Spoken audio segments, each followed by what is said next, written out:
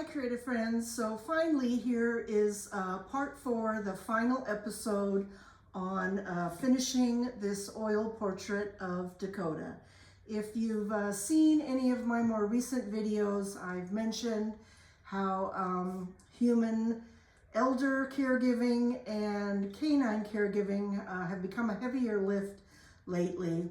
So when I do have the time to work on artwork, I just haven't also been able to do any time lapse.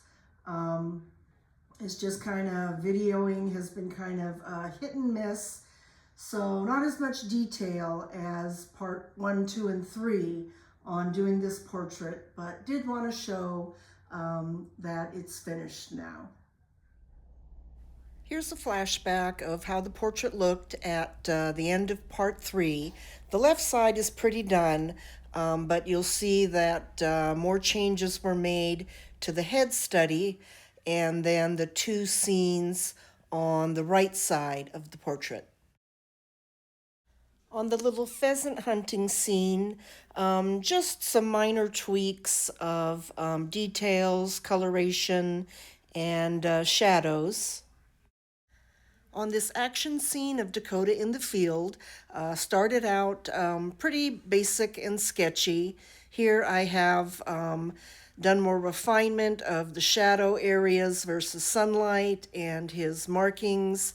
And then finally a little bit more tweaking and adding grass in the foreground. On the puppy picture of Dakota, sorry I didn't get the steps in between this stage of just thin basic layers and then here where I've finished it up. For the central head study, at this point it's still very thin basic layers.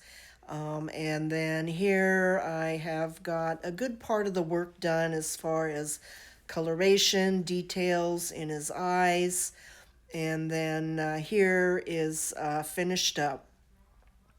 Thanks very much for watching.